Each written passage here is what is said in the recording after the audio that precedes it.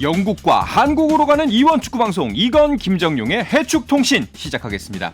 먼저 풋볼리스트 김정용 기자와 인사 나누겠습니다. 어서 오십시오. 안녕하세요. 김정용입니다. 네, 영국에 있는 이건 기자도 연결합니다. 안녕하세요. 네, 안녕하세요. 오늘은 런던이 아니라 맨체스터에 있는 이건입니다. 그렇군요. 맨체스터에 있는 이유는 토트넘 대 맨유의 대결 취재하셨기 때문이죠? 네, 그렇습니다. 기대가 상당히 컸던 경기였습니다. 오늘 새벽에 열린 경기였는데요. 맨체스터 올드 트래포드에서요. 3위 토트넘 그리고 6위 맨체스터 유나이티드가 12라운드 경기를 격돌을 했습니다. 결과부터 말씀을 드리자면 맨유가 2대 0으로 승리, 그러니까 토트넘이 패배를 했다는 이야기죠. 손흥민 선수가 풀타임을 뛰었지만 10경기 정도 하면서 침묵을 지켰고요. 그리고 맨체스터 유나이티드는 브루노 페르난데스의 연속골로 2대0 승리를 하면서 5위로 올라섰습니다. 네. 그런데 이게 결과도 결과지만 내용 면에서도 맨체스터 유나이티드의 완승이라는 평가가 나오던데요? 네, 맨체스터 유나이티드가 슛을 28개 했는데 토트넘이 단 9개에 그쳤어요. 딱 봐도 이제 3배 넘게 차이가 나죠. 그렇죠. 토트넘이 완전히 열세에 몰린 경기였고요. 그동안 많은 축구 팬들 또 현지 일부 전문가들이 토트넘을 포메이션을 바꾸는 게 좋다 이런 얘기를 한 적이 있는데 그동안 쭉 서온 게 3-4-3 포메이션이었고 네. 3-5-2로 바꾸면 좋지 않겠냐 이런 의견들이 있었어요. 그런데 이번 경기에서 콘테 감독이 공격진의 줄부상 때문에 어쩔 수 없이 스트라이커를 좀 줄여야 돼서 3-5-2로 한번 바꿔봤거든요. 네. 그런데 완패를 당하면서 단지 결과만 졌을 뿐 아니라 어떤 다른 전술에 대한 모색에서도 실패했기 때문에 타격이 더 큰 경기가 됐습니다. 그렇군요. 오늘 경기 손흥민 선수는 어땠나요? 손흥민 선수는 슛을 단 한 개 하는데 그쳤습니다. 네. 그것도 이제 페널티 박스 안에서 동료들의 지원을 받아서 날린 게 아니고 페널티 지역 밖에서 중거리 슛으로 날린 터닝 슛이었거든요. 네. 그러니까 지원이 아예 없었다. 이렇게 보셔도 될 것 같고 그리고 실점 상황에서 그 상대의 첫 번째 패스가 시작되는 빌미를 좀 제공하긴 했어요. 네. 손흥민 때문에 실점했다고는 할 수 없지만 그 실상이 연루가 돼 있기 때문에 그 점까지 이제 지적이 되면서 현지 매체들이 10점 만점에 평점 4점, 5점 이런 낮은 점수를 주는 그런 좀 안 좋은 경기를 했습니다. 그렇군요. 그런데 이제 언론에도 많이 나오고 축구 팬들도 종종 하는 이야기가 페리시치와의 조합이 너무 안 좋다. 이 역할 분담이 잘못됐다라는 얘기 많은 얘기를 하는데 오늘도 공교롭게도 이제 왼쪽 윙백 자리에 이반 페리시치가 선발로 나섰습니다. 진짜 영향이 있다고 보세요? 이제는 저의 의견을 떠나서 네. 연역적으로 안 봐도 귀납적으로 이제 증명이 된 셈이죠. 표본이 쌓였기 때문에. 왜냐하면 페리시치가 뛴 경기에서 손흥민이 공격 포인트를 못 올린 게 9경기로 늘어났고요. 네. 손흥민 선수 공격 포인트가 아예 없는 게 아니거든요. 5골 2도움을 했는데 페리시치가 자기 옆이 아닌 오른쪽으로 이동했거나 아니면 아예 빠진 경기에서 5골 2도움을 다 했어요. 그러니까 페리시치가 있으면 손흥민이 죽는다라는 게 이제 사실 경험적으로 증명이 된 셈이고요. 사실 지난 시즌 프리미어리그 득점왕이기 때문에 이 토트넘에서 누군가를 살려야 한다면 손흥민이 먼저거든요. 네. 그래서 페리시치 선수의 쓰임새를 좀 조정하든지 어떤 수를 내서 손흥민부터 살리는 게 좀 시급해 보이는 게 토트넘의 사정입니다. 그렇군요. 일단은 저희가 이런 소식들을 접하는 것이 축구 커뮤니티나 기사이기 때문에 영국 현지에서는 이 부분에 대해서 어떤 이야기가 나오는지 궁금한데요. 사실 이제까지는 페리시치와 손흥민 조합이 좀 안 맞는다, 약간 덜컥 것이다, 이런 얘기들은 한국 국내에서만 얘기가 나왔습니다. 그런데 이제 최근에 이 얘기가 영국에서도 조금씩 나오기 시작하고, 왜냐면 영국의 그 토트넘 팬들은 손흥민 선수만 보는 것이 아니라 그렇죠. 토트넘 전체를 보니까 이 부분에 대해서는 조금 약간은 그렇게 신경을 안 썼어요. 그런데 계속 보다 보니 이상하네, 왜 손흥민 선수가 왜 골을 많이 못 넣지? 그러다 보니 이제 한국에서는 페리시치 선수와 같이 나왔을 때 손흥민 선수가 골을 못 넣는다라는 얘기가 있더라. 이렇게 하면서 약간 그런 식으로 이야기가 나오기 시작을 하고 있고요. 이게 이제 계속 안 좋아지면 조금씩 이제 물꼬가 텄으니까 만약 계속 안 좋아지면 이 논란들이 계속 커지겠죠. 그렇게 되면 뭔가 페리시치 선수 쪽으로 비난의 화살이 좀 갈 가능성이 클 것 같고, 제가 이제 이거 현지에서 만난 팬들이라든지 아니면 일부 기자들끼리 이야기를 해보면 자기네들도 그건 인지를 하고 있다. 그런데 이제 이거를 가지고 아직까지는 시즌 초반, 아직까지 4분의 1 정도밖에 안 지났으니까 시즌 초반이기도 하고, 또 손흥민 선수, 페리시치 선수가 많이 안 뛰었기 때문에 뛰다 보면 좋아지지 않겠느냐라고 이야기를 하고 있는데, 그 좋아지지 않겠느냐가 약간 희망 섞인 것이기 때문에 이런 것들이 계속 안 좋은 모습들이 계속 쌓이게 되면 아마 현지에서도 페리시치 선수 쪽에 그런 희망이 더 이상 없다라는 식으로 이야기가 결론이 되지 않을까라고 예상을 하고 있습니다. 이건 기자는 이제 현장에서 보시잖아요. 이건 기자가 보시기에도 그 페리시치와 손흥민 선수의 조합이 잘 맞지 않는다라는 생각이 드시나요? 이게 일단 기본적으로 절대적으로 봤었을 때 뭔가 아기가 안 맞아 떨어지고 뭔가 덜컥거리는 느낌은 있습니다. 이게 페리시치 선수가 측면 윙백으로 그러니까 왼쪽 측면 수비수로 나서지만 사실상 움직임과 포지션은 윙어의 움직임이거든요. 그러다 보니까 공수 밸런스 좀 안 맞고 계속 올라와 있다 보니까 그 뒷공간에 대한 부담도 상당히 많고요.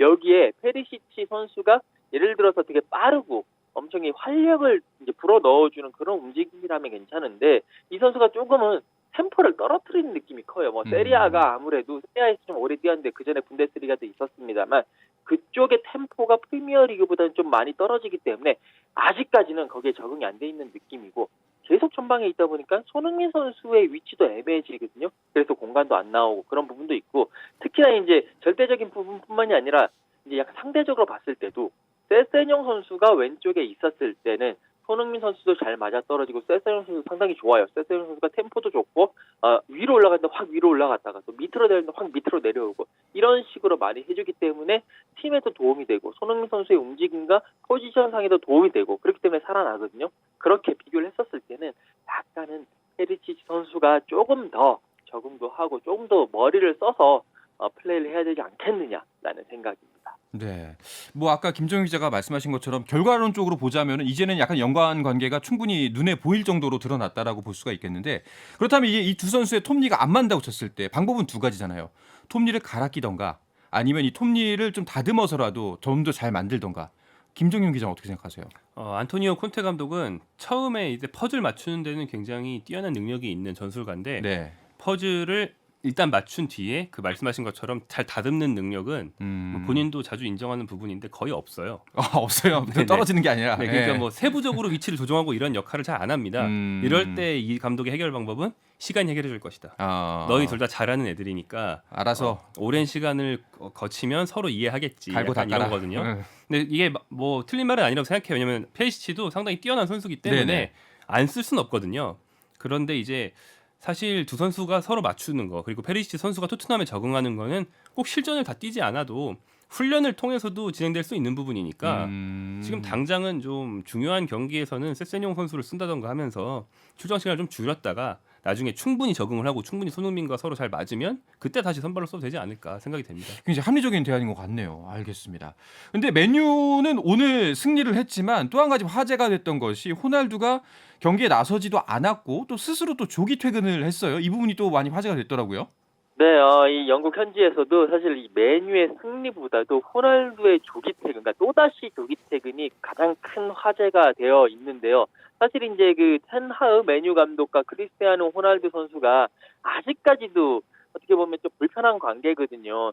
이제 호날두 선수가 계속 기회를 받지 못하고 있는 상황이고 텐하흐 감독도 어제 경기 같은 경우에도 그 교체 카드가 남았음에도 불구하고 호날두를 아예 집어넣지를 않았습니다. 그러니까 경기 약간 후반 한 43분, 44분 도중에 호날두 선수는 그냥 자리에서 일어나서 그냥 퇴근하는 이게 그 올드 트래포드 같은 경우에는 선수단 출입구 라커룸이 중앙에 있는 것이 아니라 왼쪽 맨 끝에 있습니다. 그렇기 때문에 누가 조기 퇴근을 한다든지 빨리 그 선이 보이는 구조입니다. 그렇기 때문에 호날두 선수 그냥 뭔가 좀 삐졌다고 봐야 되겠죠. 사실 빨리 집에 가겠다라는 생각으로 그냥 걸어갔고요. 그것이 화제가 됐고 이게 이제 호날두 선수가 오늘이 처음이 아니라 이번 시즌에 프리시즌 할 때도 한번 이렇게 빨리 걸어가서 경기도 끝나기 전에 그냥 가지고 바로 퇴근을 해버린 전략이 있는데 그날 이후에 조금 면담도 하고 난리가 났었는데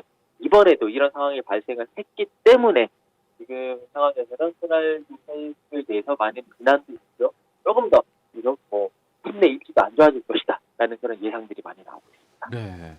이 호날두와 테나우 감독의 불화가 해결될 조짐이 안 보이는데 이 정도면은 그냥 빨리 서로 놔주는 게 낫지 않나요? 약간 호날두가 사실 이게 막 가는 거거든요. 그렇죠. 예, 그러니까 경기에서 교체 아웃된 뒤에 벤치에 앉아 있다가 조기 퇴근하는 거는 물론 이것도 팀 케미스트리를 해친 일이지만 있을 수는 있어요. 왜냐하면 축구 규정상 한번 빠진 선수는 다시 못 들어가니까. 네네. 근데 호날두는 메뉴가 교체 카드가 남아 있었고 본인이 아직 투입이 안 된 상태이기 때문에 감독이 너 지금 들어가 하면 들어가야 되는 상황이었는데 네네. 멋대로 나갔단 말이에요. 음. 이건 있을 수 없는 일이고 분명히 이제 팀 내에서 징계가 내려지지 않을까 생각이 되고요.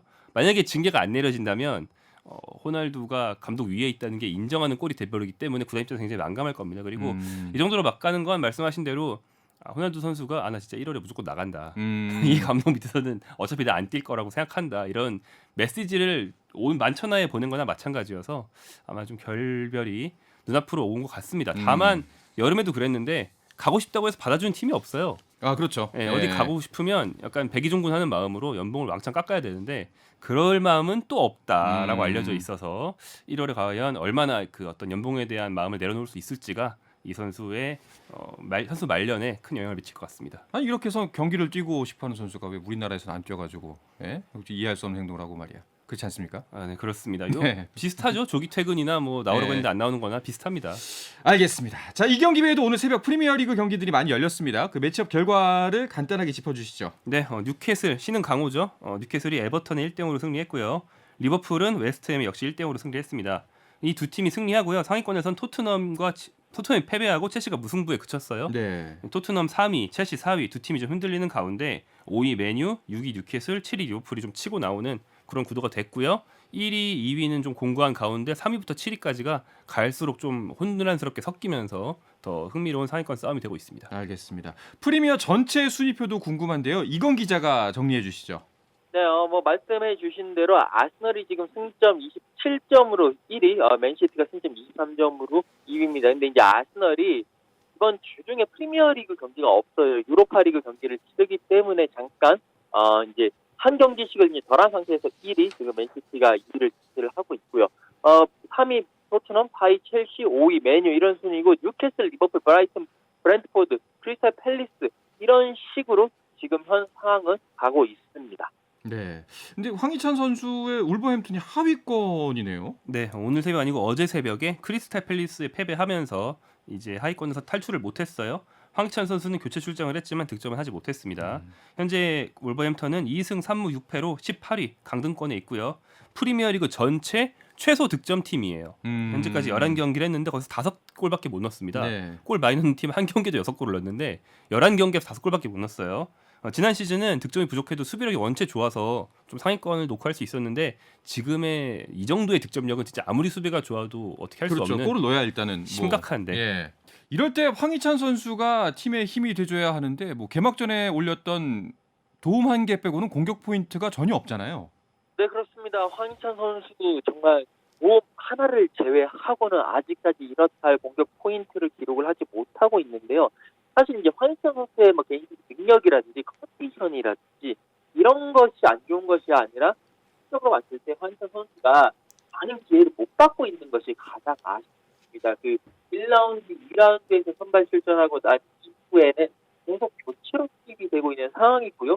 브루노 라제 감독이 계속 황희찬 선수를 투입하지 않고 있는 선수들에게 특히나 포르투갈 라인 선수들에게 많은 기회를 줬다가 결국에는 성적이 안 좋아서 라제 감독은 정지를 당했고요. 지금 상황에서는 아직 신원 감독이 오지 못하고 있는 상황이거든요. 그렇기 때문에 이 감독 내해를 계속 썼던 선수들을 쓸 수밖에 없는 그 반성의 모습을 가지고 그런 식으로 선수 운영을 하고 있고 때문에 황희찬 선수는 계속 후반 교체 투입 자원 활용을 하고 있습니다.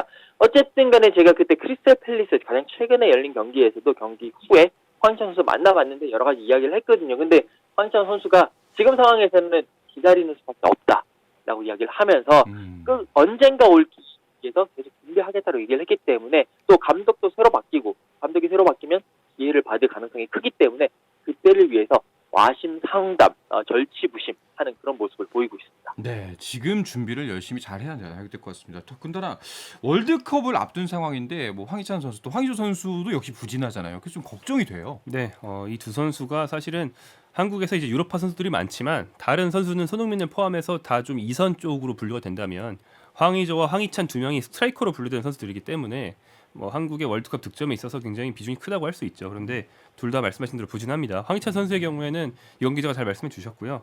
황의조 선수는 현재 프리미어리그의 노팅엄 포레스트로 이적을 했다가 그리스의 올림피아코스로 임대돼서 그리스 무대에서 뛰고 있는데 사실 그리스 최강팀으로 갔기 때문에 좀 리그가 너무 쉬운 리그라서 문제지 골은 많이 넣지 않겠느냐라는 기대가 네. 있었는데 이 올림피아코스라는 팀이 굉장히 지리멸렬한 경기력을 갑자기 이번 시즌 보이면서 황의조 선수가 무득점을 정말 오래 이어가고 있는 안 좋은 상황이 됐어요. 네. 그러면 황의조 선수 같은 팀에 뛰고 있는 황인범 선수는 어떤가요? 네, 황인범 선수는 비슷한 팀 상황인데 뭐 각 선수 스타일 따라 이제 영향이 다르다 보니까 오히려 좀 좋은 상황일 수도 있습니다. 왜냐하면 황인범 선수 역시 황의조와 마찬가지로 붙박이 주전은 아니에요. 이 팀이 네. 그 중구난 방식으로 선수를 많이 사서 황인범의 같은 자리에 뛰어난 선수들이 많습니다. 그런데 황인범 선수는 나올 때마다 출장 시간이 아주 균일하진 않더라도 늘 좋은 모습 보여주고 있고요. 사실 전지적 한국인 시점, 한국 팀만 보는 시점에서는 월드컵까지 좋은 컨디션 유지하면서 출장 시간도 조절할 수 있기 때문에 오히려 좀 월드컵에는 황인범 선수의 경우는 도움이 되지 않겠나. 그래서 황의조가 골만 넣어주면 올림피아코스에 있는 두 선수는 참 기분이 좋을 텐데 이 점이 좀 아쉽습니다. 그렇군요. 자, 반면에 김민재 선수는 여전히 건재합니다. 그렇죠? 네, 김민재 선수는 나폴리 무패를 이끌고 있고요. 세리아에서 가장 뛰어난 수비수로 계속 군림을 하고 있습니다. 풀타임 활약을 가장 최근에 열린 볼로니아의 경기에서 또 했어요. 팀이 3대2 신승을 거두는데 일조를 했고요. 김민재 선수의 소속팀 나폴리는 최근 컵대회 포함 10경기 이제 전승 행진을 달렸고 그리고 팀 성적을 보면은 역시나 무패 행진을 달리면서 선두를 달리고 있습니다. 네. 그럼 여전히 나폴리가 선두일 텐데 그 세리아 순위도 이건 기자가 짚어주시죠. 네, 나폴리가 지금 승점 26으로 1위를 달리고 있습니다. 8승 2무 무패 행진을 달리고 있고요. 아탈란타도 7승 3무 승점 24로 지금 2위 무패 행진 달리고 있습니다. 그 밑에 이제 AC 밀란이 승점 23으로 3위, AS 로마가 승점 22, 4위 그 라치오, 우디네세, 인터 밀란, 유벤투스, 사스올로, 엠폴리 순서인데요. 인터 밀란이 7위 그리고 유벤투스가 8위 거기다가 이 양 팀이 나폴리와의 승점 차가 각각 8점 그리고 10점 차가 난다라는 것이 이 두 팀이 지금 최악의 부진에 빠져 있구나라는 것을 잘 아실 수가 있습니다. 그렇네요. 유벤투스는 아직도 전혀 반등의 기미가 보이지 않는 것 같습니다. 그렇다면 다른 우리나라 유럽파 선수들은 어떤 상황인지도 볼까요? 네, 이강인 선수는 오늘 새벽에 마요르카 소속으로 미니 한일전을 가졌어요. 구보 선수의 소속팀과 경기를 했는데 이강인 선수가 간만에 이제 선발에서 빠져서 교체로 뛰었다는 그런 아쉬움이 있었고 네. 뭐 짧은 시간 동안 경기력은 괜찮았지만 뭐 팀의 승리를 이끈다고 하지 못했습니다. 이재성 선수를 비롯한 독일 분데스리가에 있는 선수들이 좀 괜찮은데요.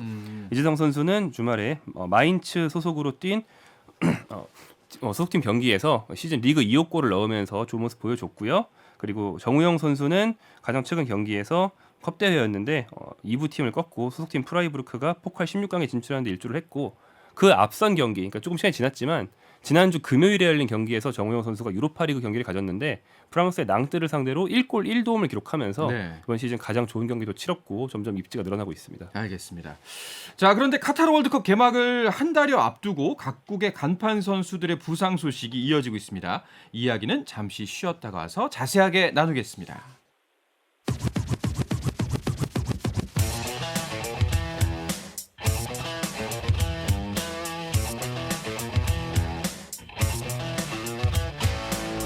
짜릿함이 살아있는 시간 한상원의 스포츠. 영국과 한국을 넘나드는 이원 축구 방송 이건 김정용의 해축통신 듣고 계십니다. 풋볼리스트의 김정용 기자, 영국의 이건 축구 전문 기자와 함께하고 있습니다. 이번 시즌 같은 경우에는 월드컵이 11월에서 12월에 있기 때문에 또 그 무엇보다 이제 선수들의 몸 관리가 굉장히 중요하잖아요. 그런데 역시나 안타까운 소식들이 전해지고 있습니다. 네, 시즌 중간에 있다 보니까 부상당한 선수들이 회복할 시간이 없을 뿐더러 네. 이 월드컵 때문에 경기를 굉장히 촘촘하게 배치했어요. 넓게 보면 코로나19가 그 전 유럽에 퍼진 뒤부터 계속 선수들이 힘들어가고 있거든요. 그래서 많은 일정 때문에 좀 힘에 부친 선수들이 부상으로 연달아 쓰러지고 있는데 일단 프랑스가 지난 대회 디펜딩 챔피언이죠. 그때 4년 전 우승에 굉장히 큰 공을 세웠던 은골로 캉테 선수. 네. 이 귀여운 선수가 최근에 이 부상을 당하면서 월드컵에서는 뛸 수 없다고 되어 있고요. 그리고 팀 동료인 그러니까 프랑스 대표팀 동료인 폴 포그바도 부상에서 회복한 지 얼마 안 돼서 월드컵 컨디션이 어떨지 좀 네. 미지수입니다. 그래서 레알 마드리드에 있는 프랑스 대표 미드필더 유망주 듀오 추아메니와 카마빙가에게 기대를 걸어야 하는 상황이 됐고요. 또 월드컵 역대 최강국인 브라질은 미드필더 아르투르 멜르의 부상으로 빠졌고 그 아르헨티나는 메시 다음 가는 스타라고 할 수 있는 디발라라는 선수가 역시 네. 부상으로 월드컵 참가가 불투명해요. 그리고 한국 같은 조에서도 여러 팀에서 문제가 발생하고 있는데 포르투갈의 주전 공격수 중에 한 명인 디오고 조타 리버풀 소속인 이 선수가 월드컵에 참가할 수 없는 것이 거의 확실시되고 있고요. 그리고 우루과이 같은 경우에는 핵심 수비수인 아라우호라는 선수가 바르셀로나 소속인데 역시 월드컵은 못 뛸 것으로 보입니다. 그렇군요. 프랑스 같은 경우에는 캉테의 공백은 꽤나 크게 느껴지는데 뭐 어떻게 메우게 될까요, 이건 기자? 일단 프랑스 같은 경우에는 물론 이제 캉테 선수가 큰 비중을 차지하고는 있습니다만 그래도 이 워낙 좋은 선수들 자원들이 많기 때문에 결국 선수로 메워야 되는 상황입니다. 아까 전에 방금 김정현 기자가 살짝 언급을 했. 지금 칸테의 공백을 메울 만한 가장 큰 카드가 바로 레알 마드리드에서 뛰고 있는 오렐리엥 추아멘이라는 선수인데요. 이 네. 선수는 상당히 젊은 선수인데 지난해 이제 대표팀에 A 대표팀에 성인 대표팀에 들어왔습니다. 이 추아메니가 AS 모나코에서 뛰다가 레알 마드리드로 이적을 했는데 정말 레알 마드리드에는 카세미르라는 큰 선수가 있었는데 이 선수가 메뉴로 이적을 했거든요.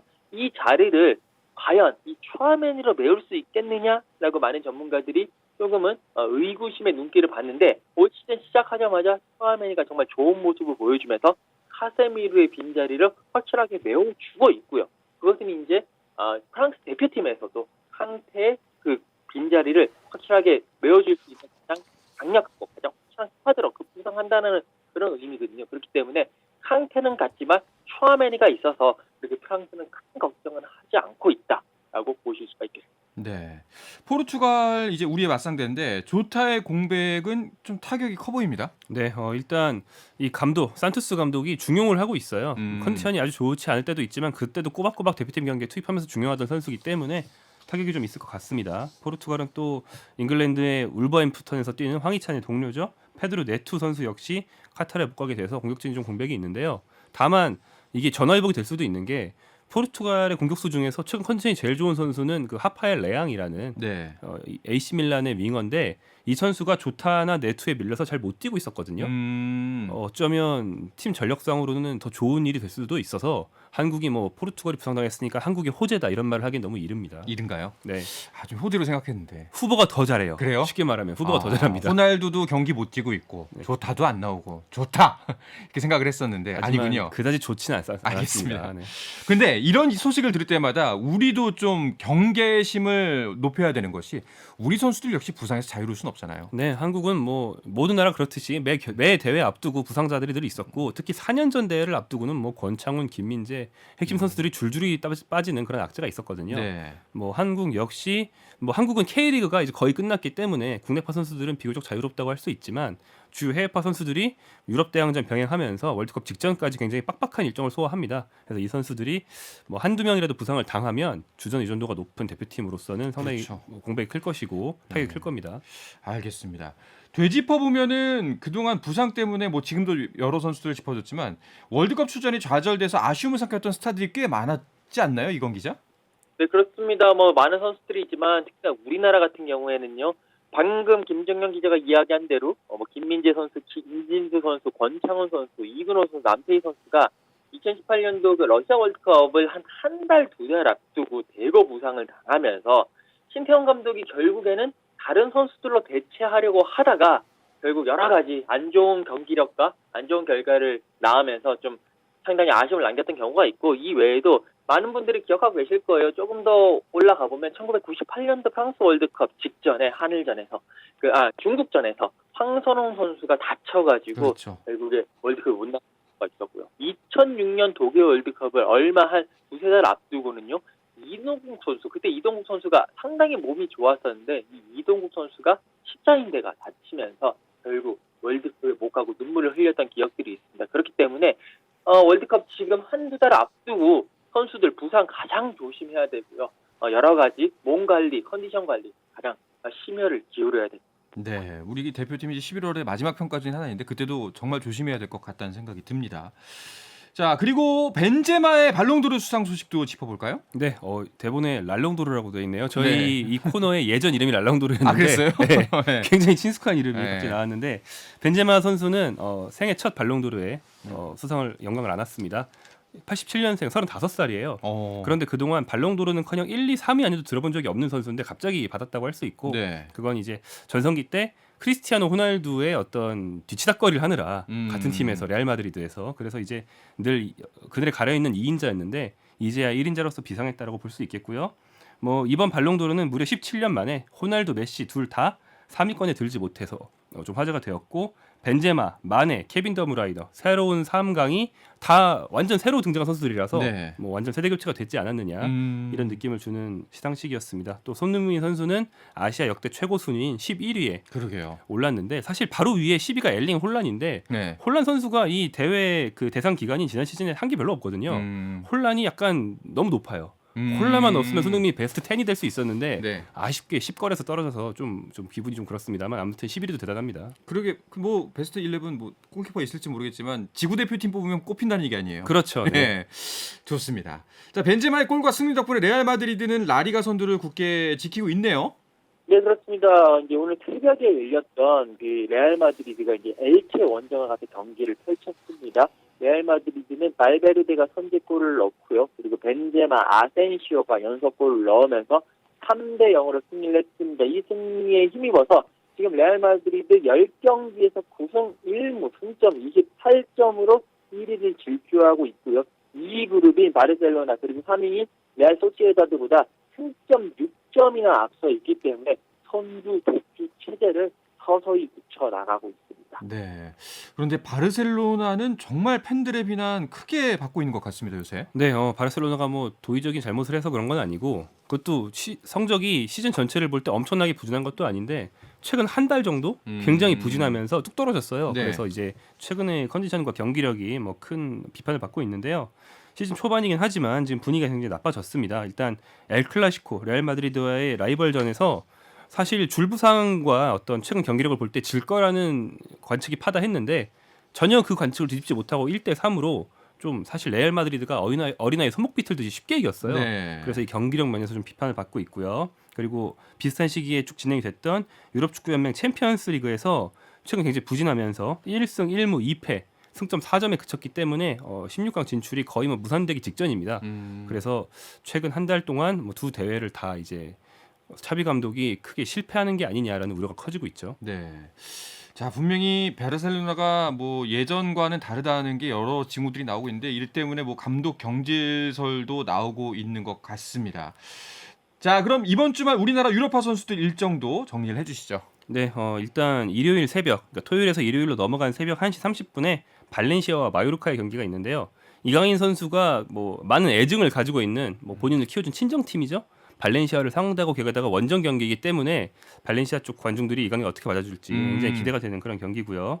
그리고 이제 일요일 밤에서 월요일로 새벽으로 넘어가는 그 밤에 한국 선수들 경기가 좀 집중이 되어 있는데 일요일 밤 10시에 울버햄턴의 황희찬 선수, 11시에 최근 굉장히 경기력이 좋죠. 헨트의 홍현석 선수, 그다음에 월요일 새벽으로 넘어가서 12시 30분에 토트넘의 이제 손흥민 선수, 그리고 새벽 3시 45분에 나폴리의 김민재 선수가 로마를 상대하는데 꼭 나폴리는 경기 시간이 이렇더라고요.